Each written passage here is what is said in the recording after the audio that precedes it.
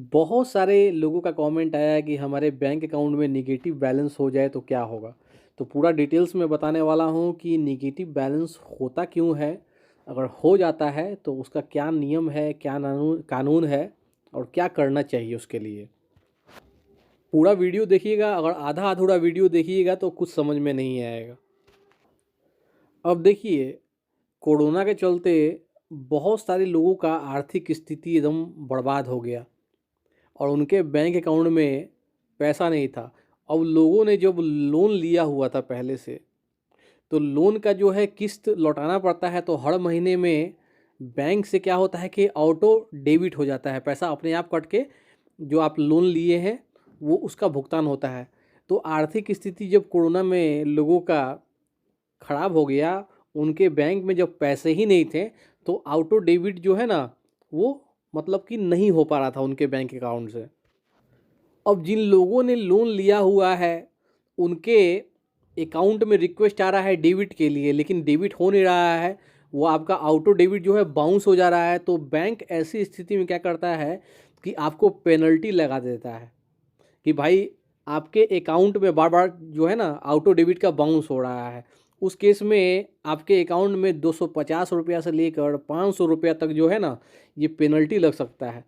अब अब यहाँ पर देखिए, जो सरकारी जो बैंक होते हैं वहाँ पर थोड़ा जुर्माना कम लगाया जाता है, लेकिन जो प्राइवेट बैंक होते हैं वो थोड़ा ज़्यादा जुर्माना लगाती है। लेकिन अगर आपका बैलेंस जो है निगेटिव में चल जाता है, जैसे कि जुर्माना लगेगा तो आपके बैंक अकाउंट में पैसा तो है नहीं, तो आपका अकाउंट जो है निगेटिव में चला जाएगा। और निगेटिव अगर अकाउंट हो गया तो उसका सबसे बड़ा ये एक दुष्प्रभाव है कि उस अकाउंट को आप इस्तेमाल फिर नहीं कर पाओगे। ये एक दिक्कत है। अब आपके मन में एक क्वेश्चन ज़रूर आता है कि जो बैंक अकाउंट निगेटिव हो गया है उसका आखिर क्या होता है। तो मैं आपको बताऊं कि एक्सिस बैंक के जो प्रेसिडेंट रहे हैं रवि नारायण जी, उनका कहना है कि ऐसे जो निगेटिव अकाउंट वाले जो मतलब ऐसे जो आपके लोग होते हैं जिनका बैंक अकाउंट निगेटिव में चला गया है, ठीक है, उनका अकाउंट को बंद कर दिया जाता है और जो उनका जो निगेटिव बैलेंस है उसको माफ़ कर दिया जाता है, उनका कहना है। लेकिन मैं आपको बता दूं कि कोई बैंक अकाउंट अगर निगेटिव में चला गया है तो उसके 1 साल बाद भी न तो उसको इनएक्टिव किया जाता है और ना ही उसको डोरमेंट किया जाता है। रिजर्व बैंक ऑफ इंडिया के अनुसार जो है, आप उस बैंक को रिजर्व बैंक के अनुसार जो है आप केवल उसी बैंक अकाउंट को इनएक्टिव या फिर डोरमेंट कर सकते हैं जिस पर किसी प्रकार का कोई कर्ज ना हो और जिस अकाउंट में कोई भी ट्रांजैक्शन नहीं हो रहा हो, क्रेडिट या डेबिट नहीं हो रहा हो, उसको ही आप जो है इनएक्टिव या फिर डोरमेंट कर सकते हो। रिजर्व बैंक ऑफ इंडिया का कहना है कि वैसे अकाउंट को आप चेक कीजिए, रिव्यू कीजिए जिसका कि उपयोग नहीं हो रहा है। उपयोग नहीं होने का मतलब है कि उस अकाउंट में कोई भी क्रेडिट या डेबिट ट्रांजैक्शन जो है नहीं हो रहा है। समझे? किसी भी बैंक अकाउंट को इन ऑपरेटिव घोषित करने के लिए, डोरमेंट घोषित करने के लिए यह ज़रूरी है कि आप उसको देखिए कि उसमें क्रेडिट या डेबिट ट्रांजैक्शन होना बंद हो गया है या उसमें हो रहा है कि नहीं हो रहा है, उसको रिव्यू करना बहुत ज़रूरी है। अब आपके दिमाग में एक बार बार क्वेश्चन आ रहा होगा कि ये डोरमेंट अकाउंट क्या होता है।